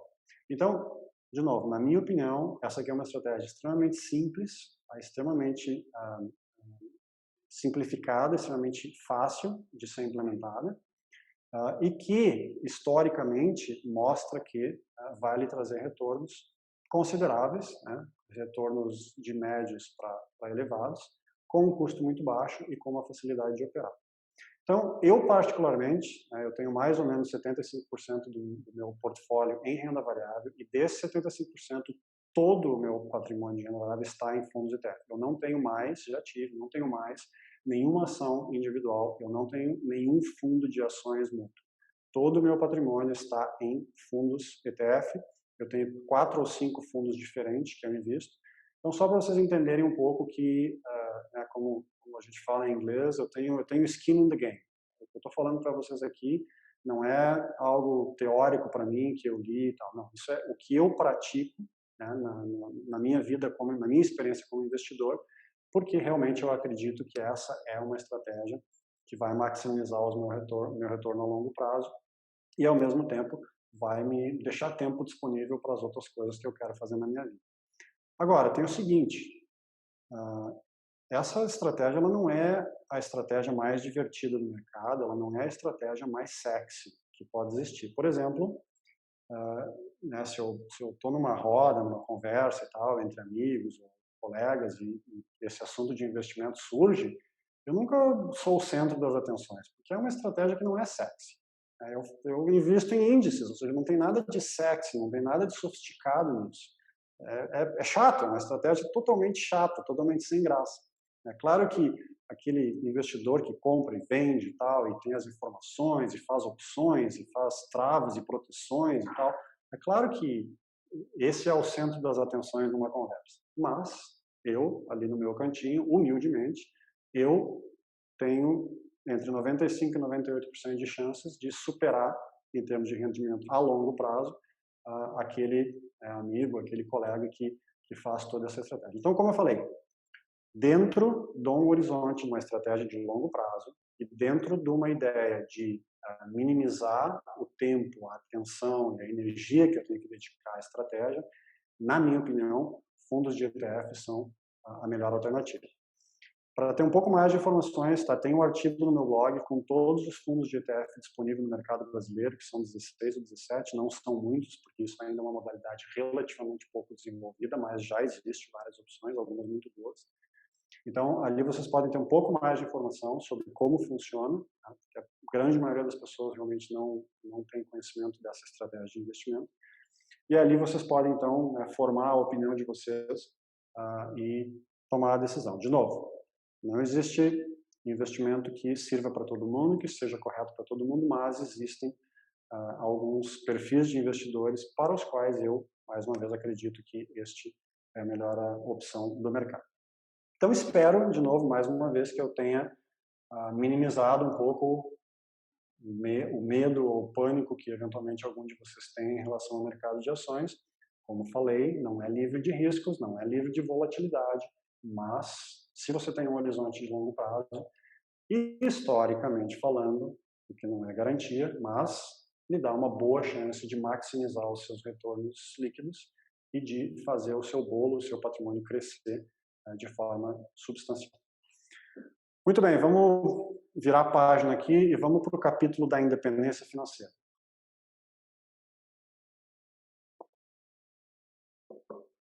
Então, só para relembrar o conceito da independência financeira, no qual eu acredito, independência financeira é aquele ponto onde a sua renda passiva fica igual ao seu custo de vida. Renda passiva é aquela renda que você ganha sem trabalhar, que você ganha enquanto está dormindo, que normalmente vai ser o resultado dos seus investimentos, vai ser o resultado da remuneração que o seu patrimônio gera para você. Então, no momento em que a sua renda passiva fica no mesmo nível que o seu custo de vida, você pode dar o seu grito da independência, você vai poder chegar, você está no ponto de independência financeira, a partir do qual trabalhar se torna opcional. Você pode continuar trabalhando, se você gosta muito do que você faz, ou você pode optar por se dedicar a outras atividades que não necessariamente lhe tragam uma renda ativa. Você pode trabalhar com caridade, com projetos assistenciais, você pode se dedicar a um hobby, você pode viajar. Esse é o critério. Ou seja, você não precisa mais daquela renda ativa para fechar suas contas no final do mês. Então, esse é o ponto da independência financeira.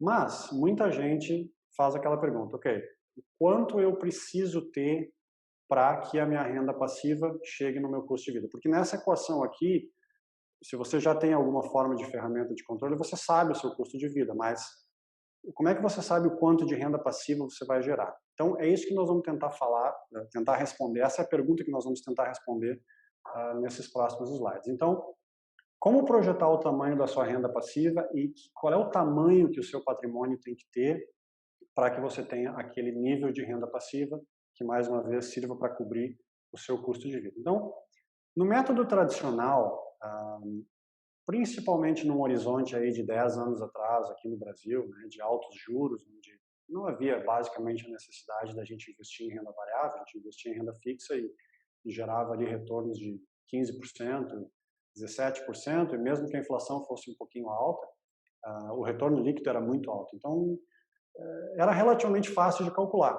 Eu tenho um patrimônio de 100, com a renda fixa aí eu consigo, não sei, 15% ao ano de retorno líquido, então eu sei que no momento que a minha renda vai ser aqueles juros, né, aqueles 15 ao ano, e aquilo ali é a minha renda não. Então, era uma conta relativamente fácil de fazer. Ou então, um outro modelo tradicionalmente que muitos investidores seguem é do mercado de imóveis. Então, tem um conjunto de imóveis residenciais e comerciais que geram uma renda com aluguel, e eu sei que aquela renda ali é o valor que eu tenho como renda passiva. Mas, hoje em dia, principalmente falando de investimentos no mercado financeiro, a gente tem que se expor mais ao mercado de renda variável, ao mercado de ações. E aí fica um pouco mais difícil, porque no mercado de ações vai ter um ano em que o meu retorno é 6% e vai ter um ano que talvez seja menos 10%. E aí, como que eu, independente financeiramente ou aposentado, vou projetar a minha vida baseado numa variação tão grande? No ano que é 6%, eu projeto meu custo de vida baseado naquilo, no ano que é menos 10, daí eu não sei o que eu faço. Então, qual é a forma um pouco mais moderna, um pouco mais abrangente de calcular a questão da renda passiva? É o método da taxa de retirada. Então, você vai construir o seu patrimônio, você vai chegar num ponto que você diz, olha, eu sou independente financeiramente agora, eu estou aposentado, eu não preciso mais da minha renda ativa, e você vai estabelecer uma taxa percentual que você vai retirar do seu patrimônio para cobrir as suas despesas. Essa vai ser a sua renda passiva. Então, esse método se chama do método da taxa de retirada, e, como eu falei para vocês, você vai estabelecer uma taxa percentual, nós vamos falar daqui a pouco, a regra dos 4%, que você vai retirar daquele seu patrimônio para fazer frente às suas despesas. E aí o que você quer, basicamente, como a gente falou lá no início, é que essa taxa seja de um tamanho suficiente para sustentar o seu estilo de vida, mas ao mesmo tempo que dure até o final da sua vida, né? Que aquele seu patrimônio não termine antes de você chegar no final da sua vida. Então essa é a equação, é o equilíbrio que a gente tem que tentar chegar. Então o método da taxa de retirada, basicamente, ele segue o princípio da regra dos 4%, que é, você vai estabelecer uma taxa de retirada de 4% ao ano ou 0,33% ao mês. Então, basicamente, né, com esse princípio, quando você quer responder aquela pergunta tradicional, quanto dinheiro eu preciso para me declarar independente financeiramente? Pela regra dos 4%, quando o seu patrimônio atingir o tamanho de 25 vezes a sua despesa anual ou 300 vezes a sua despesa mensal. Como exemplo, né, se você tem uma despesa anual de R$48 mil ano ou de R$4 mil mês, apenas a título de exemplo, o seu patrimônio deveria ser de R$1.200.000. No momento que você atingir R$1.200.000, você aplica a taxa de 4%, você começa a retirar 4% todo ano, que é R$48 mil, para cobrir as suas despesas de R$4 mil por ano. Essa é a regra dos 4%. Agora, se você é mais ou menos como eu, que sou um cético por natureza, não sei vocês, mas eu não acredito em nada que eu não possa ser convencido e não possam me provar que funciona ou que existe, especialmente com fatos e dados. Eu sou assim. Especialmente num assunto, num tema tão importante, tão relevante quanto a nossa saúde financeira e a nossa situação financeira no futuro. Então, você deve estar se perguntando, só um pouquinho, estou falando aí dos 4% e tal, mas da onde vem isso? Da onde tu tirou esse negócio? Qual é a base de que esses 4% são uma taxa de retirada segura? Obviamente, isso não veio da minha brilhante mente. Isso é baseado num estudo, numa pesquisa que foi feita, que apontou que essa taxa de 4% ao ano, 4% anual, é a taxa de retirada ótima para fazer com que você consiga preservar o seu patrimônio por 30 anos ou mais. Então, essa é a origem. Não vou entrar nos detalhes do estudo, vocês podem colocar deem um Google aí desse estudo, da regra dos 4%, o estudo de Trinity. Vocês vão ter muito material, tem um post também no meu blog, no Independência Financeira 168. Mas, basicamente, resumidamente, esse estudo foi feito no final da década de 90, não faz muito tempo, por 3 professores, né, da área financeira da Universidade de Trinity, nos Estados Unidos, por isso que é conhecido como estudo de Trinity. E, basicamente, o que esses professores quiseram chegar, a pergunta que eles quiseram responder é justamente essa aqui. Qual é a taxa de retirada ótima para fazer com que o seu patrimônio dure por 30 anos ou mais? Então, eles fizeram esse estudo baseado em dados históricos, né, dos mercados financeiros desde 1927. Então, eles analisaram 70 anos de informação financeira e eles foram fazendo simulações. Por exemplo, se um investidor se aposentou em 1929 com um patrimônio de tamanho X, se ele fizer retiradas de 3% ao ano, quanto tempo vai durar o patrimônio dele? Se ele fizer retiradas de 4, de 5, de 6. E aí eles foram fazendo várias possibilidades, foram colocando várias possibilidades no modelo. Um investidor que se aposentou em 1951, ou então em 1970. E aí eles foram fazendo as probabilidades de que o patrimônio, com uma taxa X de retirada, se o patrimônio duraria mais de que 30 anos ou não. Então, eles chegaram à conclusão, né, nesse estudo, de que, baseado em 70 anos de história, com uma taxa de retirada de 4% ao ano ou 0,33 ao mês, existe 95% de chance do seu patrimônio se manter por 30 anos ou mais. Ou seja, 95% de todos os investidores que se aposentaram entre 1927 e 1997, 95% deles teriam conseguido fazer o patrimônio durar mais do que 30 anos, com uma taxa de retirada de 4%, com uma condição. O patrimônio tinha que estar alocado 50% renda fixa, 50% renda variável. Essa é uma condição. Então, deixa eu mostrar a tabela aqui para vocês. De novo, isso vocês podem estudar quanto vocês quiserem, aliás, vocês devem, né, é uma decisão importante. Mas esse aqui é o resultado final do trabalho. Então, vocês podem ver que, simulando taxas de retirada, nessa tabela aqui que eu fiz de 3, 4, 5, 6, 7, 8% ao ano. E aí, aqui vocês têm a simulação do portfólio. Então, mais em cima ali é um portfólio 100% em ações, depois 75% ações, 25% renda fixa, 50-50, 25-75% e 100% renda variável. Então, vocês vejam que esse gráfico, baseado nessa série de dados históricos de 70 anos, ele mostra que quanto mais para a esquerda e quanto mais para cima a gente estiver na tabela, mais seguro a gente fica. Então, uma taxa de retirada de apenas 3% com um portfólio 100% em ações resultou em 100% de chance do seu patrimônio durar 30 anos ou mais. E o extremo oposto, né, se você opta por uma retirada de 8% ao ano, por exemplo, e você é um investidor conservador, baixa tolerância à volatilidade e coloca 100% em renda fixa, o que vai acontecer? Existe 0% de chance, né, nos dados históricos, nenhum daqueles investidores, em nenhum dos anos que foi simulado, conseguiu fazer com que o patrimônio durasse mais do que 30 anos. Então, esse estudo ele é um pouquinho complexo, mas a ideia por trás da regra dos 4% é essa. De novo, baseado em dados históricos, não quer dizer que vai acontecer no futuro, mas baseado em dados históricos, 4% seria a taxa ótima de retirada em termos de independência financeira. Então, algumas considerações. Uma taxa de retirada entre 3% e 5% é o ideal. 3% se você quiser ser um pouco mais conservador, 5% se você quiser ser um pouco mais agressivo. Então, aí que você vai fazer a sua própria matemática de o quanto você quer calcular nessa circunstância de chegada à independência financeira.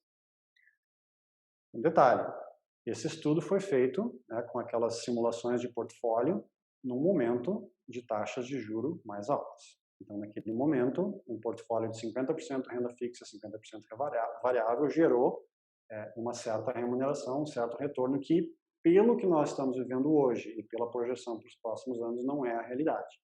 Então, talvez nós que estamos olhando para o futuro tenhamos que nos expormos mais à renda variável depois que nós atingimos a independência financeira para conseguir chegar naquele valor de 4% com 95% de chance de sucesso.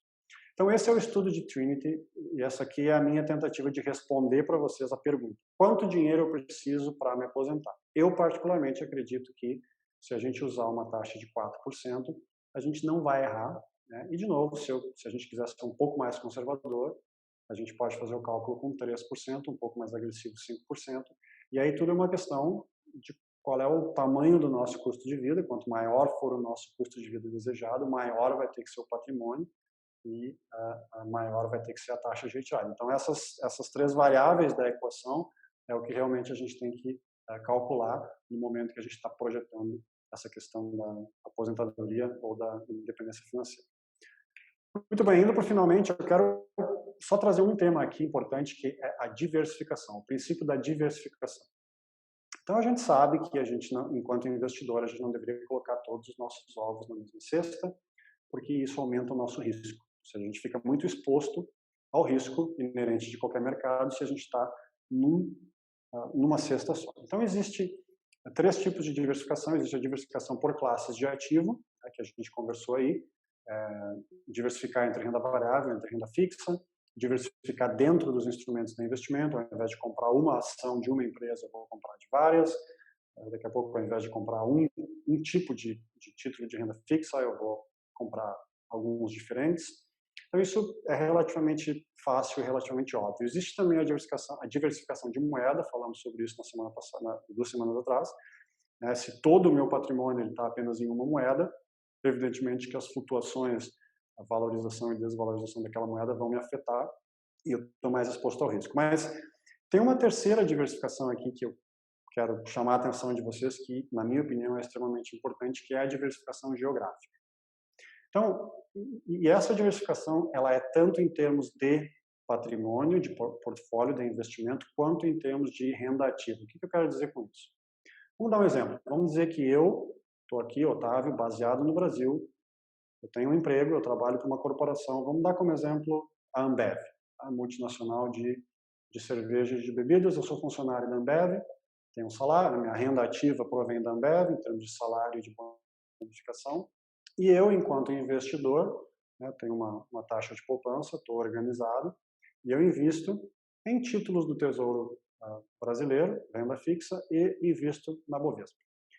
Então, o que eu quero dizer com isso? Bom, o meu patrimônio, a minha estratégia de investimento, ela está 100% alocada no Brasil, né? Eu estou investindo no governo federal, estou investindo na Bolsa de Valores.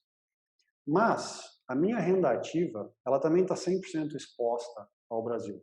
Por quê? Porque no caso de um cenário de dificuldade econômica, a Ambev é uma empresa que vai sofrer as consequências. Embora seja uma multinacional, seja uma empresa global e gigante, a operação da Ambev aqui no Brasil é uma operação doméstica. Eles provavelmente até exportam alguma coisa, mas a Ambev no Brasil, a empresa para a qual eu hipoteticamente trabalho, é uma empresa totalmente exposta à condição econômica do Brasil. Então, no momento de crise econômica, como por exemplo esse que a gente está vivendo, em primeiro lugar, a minha renda ativa está sob risco, porque a Ambev provavelmente vai ter que dispensar pessoas, vai ter que demitir gente, reduzir salários, cortar bônus. Então, a minha renda ativa está sob risco, por causa da situação econômica do Brasil.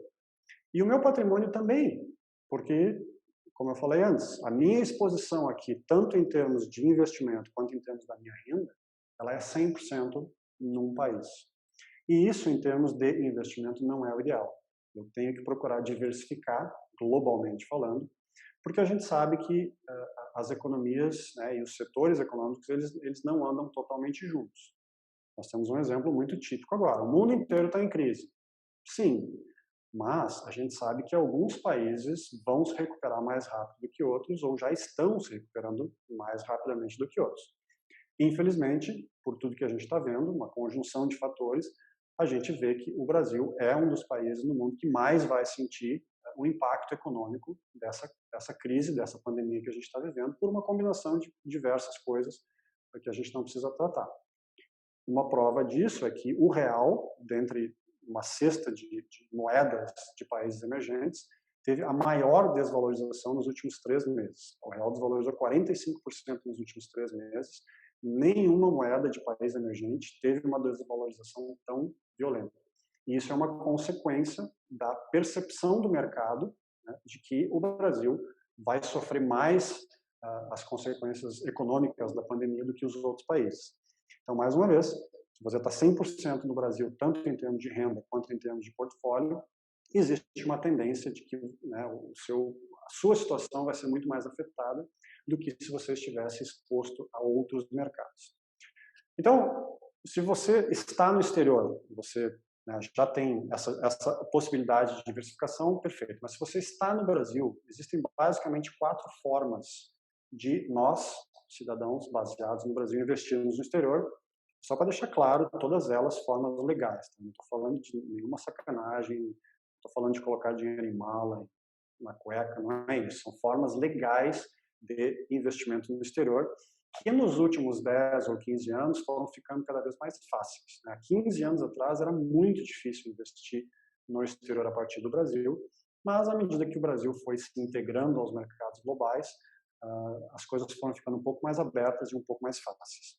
Então, a primeira forma de investir no exterior é você comprar um fundo de investimento, né? Você vai no seu banco, na sua corretora e compra um fundo de investimento que investe no exterior. Normalmente, esses fundos são chamados de FIEs, Fundos de Investimento no Exterior. Estão disponíveis em qualquer banco, em qualquer corretora. Existem tanto modalidades de renda fixa, que investem em renda fixa no exterior, quanto em renda variável, investem em ações, bolsas de valores no exterior. Então, fácil, é apenas você tentar montar a sua carteira e tentar incluir alguns desses fundos, eventualmente, se for o caso, para investimento no exterior, ou seja, você vai estar mais exposto ao que acontece fora do Brasil.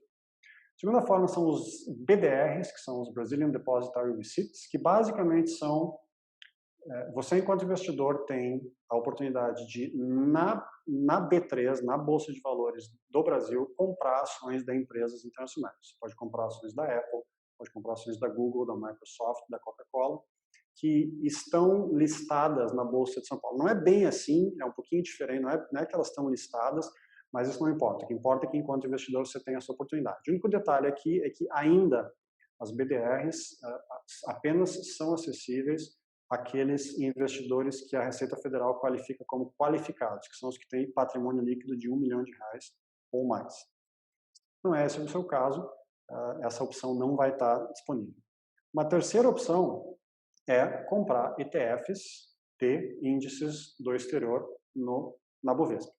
Então, como eu falei antes, né, existem ETFs que replicam fundos de índice, que replicam índices no exterior. Então, existem 2 ETFs hoje disponíveis na Bolsa de São Paulo, na Bolsa do Brasil, que replicam o SP500. Um deles é comercializado pelo Itaú, outro é comercializado pelo Bradesco. Então, são 2 fundos que têm essa exposição, ou seja, no momento que você entra naquele fundo via Bolsa de São Paulo, via o seu home broker, a sua corretora, o seu banco, você automaticamente está comprando ações das 500 empresas que fazem parte do índice SP500. Então, nesse momento, você está se expondo a o que acontece no exterior. E a última forma é abrir uma conta numa corretora no exterior. Então, isso é uma das coisas que foi muito facilitada nos últimos anos aqui no Brasil. Então, você, cidadão brasileiro, pode abrir conta numa corretora baseada no exterior e, a partir de lá, por exemplo, uma corretora baseada nos Estados Unidos, a partir de lá, você pode investir no mercado americano no que tiver disponível naquela corretora. É um processo relativamente burocrático, né? Tem algum custo, evidentemente, mas, na minha opinião, é um custo que acaba compensando, porque você vai ter acesso ao mercado internacional e você vai ter acesso a produtos que têm um custo muito mais baixo do que muitos aqui no Brasil, porque existe muito mais concorrência, existe muito mais possibilidade de investimento. Então, eu acho que também vale a pena. Então, tema de casa, né, para você que está assistindo, procure essas opções e junto com aquela análise que você faz do que é renda variável, do que é renda fixa no seu portfólio, o que é caixa, talvez procure também entender a sua exposição em termos de moeda, né, o quanto você está investindo em reais, em dólares americanos, em Hong Kong dollars, em Chinese renminbis, não importa. Isso é importante. E também procure entender o quanto do seu patrimônio ele está conectado à situação do Brasil especificamente, se você está baseado no Brasil, ou seja, qual for o país que você está baseado. E também procura fazer uma análise de o quanto da sua renda ativa, né, se você ainda está na fase de acumulação, o quanto da sua renda ativa você está exposto de acordo com a circunstância econômica do Brasil ou, de novo, do lugar onde você está baseado. Muito bem, antes de abrir para perguntas, eu não vi nenhuma piscando aqui ainda, então eu vou dar só mais uma tela aqui, que é a finalização, e aí se alguém tiver alguma pergunta, por favor, pode postar, senão a gente faz o encerramento. Então, uma mensagem final aqui para vocês, que eu gosto de compartilhar. Em 1970, se nós pegássemos a renda mundial em termos de pessoa física, não em termos de pessoa jurídica, a renda, se nós fôssemos somar a renda de todos os indivíduos do planeta, mais ou menos 2/3 da renda mundial, dessa soma da renda de todos os indivíduos do planeta, provinha de salários. Ou seja, 2/3 provinha de salários e 1/3 provinha de recebimento de juros, dividendos e investimentos. 50 anos depois, 2020, essa relação se inverteu. 2/3 da renda mundial, pessoa física, provém de juros, dividendos e investimentos e 1/3 provém de salários. Se a maior parte da sua renda hoje provém de salários, você claramente, não estou dizendo que você está errado, mas você claramente está do lado errado da tendência. Então, a gente sabe disso, que a forma mais efetiva de construir um patrimônio é investindo e é empreendendo. Não é sendo empregado, não é dependendo do seu salário. Eu não estou dizendo que trabalhar para uma empresa está errado.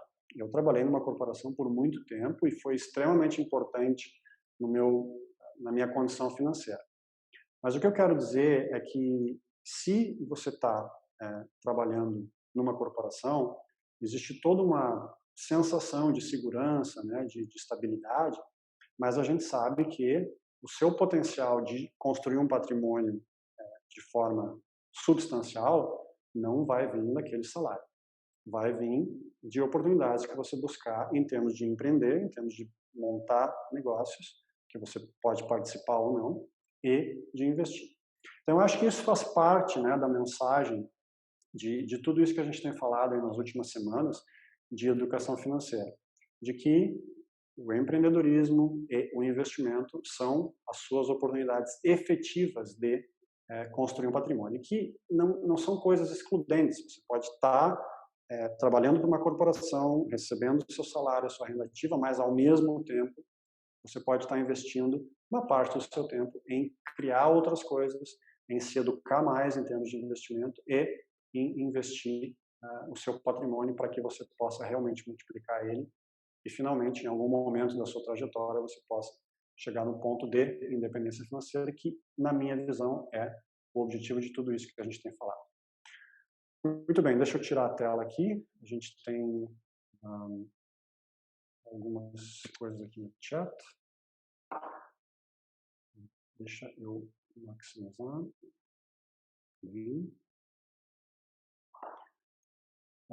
Muito bem. Pergunta do Márcio: se estamos em processo de construção de fundos de emergência, seria risco fazer investimentos em renda variável? Sim, Márcio. Eu acredito que se você está construindo o seu fundo de emergência, não é a hora de tentar maximizar o seu retorno. Não é a hora de sonhar grande. É a hora de ser disciplinado, ser consistente e manter aquele recurso em renda fixa.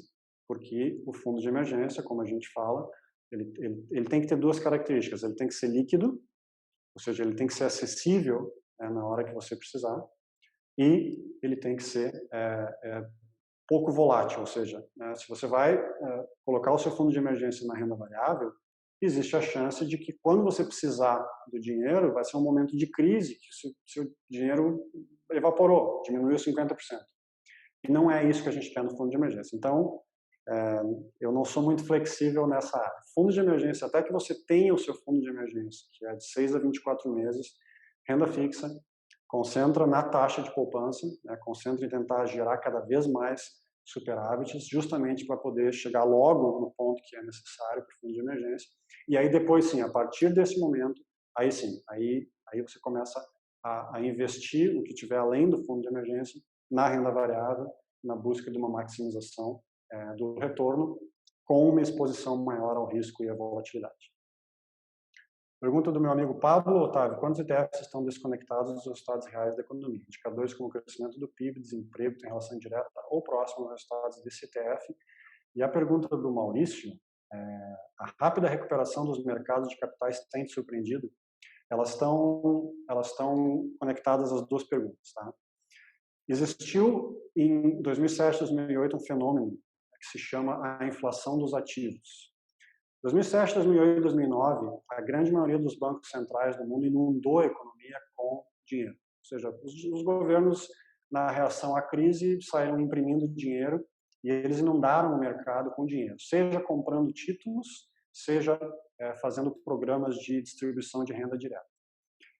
Teoricamente, na teoria econômica, isto deveria ter gerado inflação de preços ao consumidor, né? Porque quando a gente inunda o mercado com recursos, torna o mercado muito líquido, automaticamente os preços eles acabam disparando porque a relação de oferta e procura fica desequilibrada. Isso não aconteceu nesse período de 2008 para cá. Basicamente porque, na grande maioria dos países do mundo, a taxa de desemprego permaneceu alta. Então, mesmo com essa grande quantidade de dinheiro disponível no mercado, a taxa de desemprego continuou alta, então o consumo ficou sob controle. Para onde foi esse dinheiro? Esse dinheiro foi para os ativos.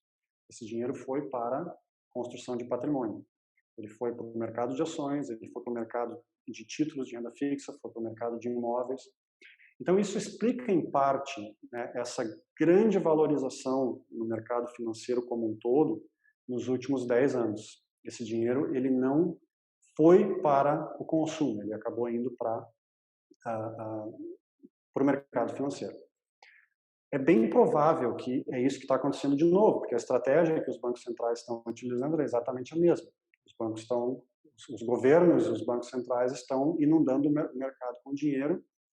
A taxa de desemprego é alta, a gente está vendo isso todos os dias, e esse dinheiro, mais uma vez, provavelmente ele está indo para o mercado financeiro, e isso explica uma recuperação tão rápida e que, na minha opinião, é surpreendente, porque acho que todo mundo esperava uma recuperação um pouco mais lenta. Se ela é uma recuperação duradoura, não sei dizer, não tenho bola de cristal. Acho que nós ainda vamos ver uma instabilidade aí nos próximos meses, com segundas ondas de infecção. Acho que isso vai acabar trancando um pouco a economia. E eu acho que os governos vão chegar no limite do que eles podem trazer. Então, voltando à pergunta do Pablo, teoricamente, as ações valorizam porque a economia cresce. Né? As empresas vendem mais, elas crescem, elas lucram mais, e a economia vai girando, e isso explica a tendência, né? Não vou dizer a regra, mas a lógica de que as ações se valorizam ao longo do tempo, porque as economias, mundialmente falando, elas crescem ao longo do tempo. Mas nós estamos vendo um período agora onde o mercado não está refletindo a economia real. O mercado não está refletindo índices econômicos como taxa de desemprego, como crescimento de PIB, porque o mercado ele se descolou da realidade econômica. Então, respondendo à pergunta, Paulo, na maioria das vezes, o mercado ele vai ser um reflexo da economia real, mas vai existir alguns momentos, como esse que a gente está vivendo agora, que não existe mais essa correlação e acaba ficando meio esquisito. Pergunta do Flávio, meu amigo Flávio, mas alguém precisa trabalhar. Como as coisas vão acontecer se não existirem as pessoas que estiverem na linha de frente? Se todos forem viver de renda, quem vai fazer as coisas? É uma ótima pergunta. Em nenhum momento eu espero, né, com essa teoria toda de que todo mundo vai viver de renda. Evidentemente, sempre vai haver novas gerações que vão estar entrando no mercado de trabalho, que vão ter que, evidentemente, trabalhar para a sua construção, e isso vai mais ou menos girar a economia. De um modo ou outro, né, os sistemas de previdência eles se baseiam nesse mesmo princípio. Os sistemas de previdência pública, que eu chamo o maior esquema de pirâmide fraudulento da história da humanidade, né, que são, na prática, eles se baseiam nesse princípio. Alguns vão estar vivendo de renda, vão estar recebendo aposentadoria, e outros vão estar trabalhando. Então, gostaria que todos pudessem chegar nesse ponto, mas a gente sabe que isso não vai acontecer. Espero que vocês estejam naquele grupo dos que chegam nesse ponto em algum momento. Que mais? Pergunta do senhor Flávio da Horta de Oliveira, no caso meu pai, está me assistindo, tem audiência na família. Regra dos 4% leva em conta o seu índice de inflação. Sim, nós estamos falando de 4% líquidos, acima da inflação, ajustados pela inflação. Então, esse estudo que foi feito pelos professores da Universidade de Trinity, ele levou em conta os ajustes que têm que ser feitos da inflação na taxa de retirada, né, tanto no crescimento do patrimônio quanto na taxa de retirada. Então, esse estudo ele leva isso em consideração. Né, os 4% de retirada em 1975, eles cresceram acompanharam a inflação em termos de poder de compra daquele patrimônio ao longo do tempo para que esteja feito isso. Então, sim, a resposta é essa. Tem uma correção ali que foi calculada, colocada no cálculo. Pergunta do Márcio: conhece algum investimento de renda fixa na China? Na China continental, eu não conheço. Da época que eu ainda estava aí, eu me lembro de ler muitas vezes que a China tem um mercado de capitais extremamente pouco desenvolvido, né? Existem muito poucas opções de investimento, não existe um mercado de títulos de renda fixa tão sofisticado como existe em outros países. E esse é um dos motivos, Márcio, que nós temos esse boom, essa bolha imobiliária na China, né? Porque uma economia que vem crescendo 2 dígitos nos últimos 25 anos, um pouquinho menos nos últimos 3 ou 4 anos, evidentemente que acabou se formando uma classe média, né, muito grande, ou seja, as pessoas começaram a formar patrimônio, começaram a ter dinheiro sobrando, digamos assim, e começaram a ter a necessidade de investir. Como não existem muitas opções de investimento no mercado chinês, como colocar dinheiro para a China de forma legal é muito difícil. Então, uma grande parte desse superávit, né, que as pessoas físicas começaram a ter foram para o mercado imobiliário. Né? Aí tu sabe, tu conhece muitos chineses que têm 2, 3, 4, 5 apartamentos como investimento, né? E isso acabou gerando uma bolha que o governo tem tido muita dificuldade para controlar, né? Embora um país que cresça tanto quanto a China cresça, superpopulação, evidentemente que o mercado imobiliário sempre vai estar aquecido, mas no país como um todo, o mercado imobiliário se expandiu muito mais do que a demanda, justamente porque é basicamente a única forma de investimento que a maioria dos chineses tem. Então, eu não conheço, posso pesquisar para ti, te mando essa pergunta, te mando essa resposta aí por e-mail mais tarde, mas não conheço nesse momento, só aproveitei para dar a resposta mais, de forma mais econômica, falando um pouco sobre economia. E o Alex, muito obrigado novamente pelo seu tempo, tentando nos ajudar. Muito bem. Então, com isso, a gente começa a encerrar. Deixa eu passar aqui a última tela para vocês. E aí a gente faz o encerramento. A última tela é aquela com a qual eu sempre encerro. Então, mais uma vez, obrigado pela presença dos que estão aqui ao vivo, nesta sexta-feira à noite de chuva e um pouco de frio aqui no Vale dos Sinos. Obrigado pelo tempo de vocês. Obrigado a todos que também, eventualmente, vão assistir essa transmissão no YouTube. Mais uma vez, a missão aqui desse projeto de independência financeira realmente é levar a informação gratuita, de forma independente, sem conflito de interesses, para o maior número possível de pessoas, sobre educação financeira.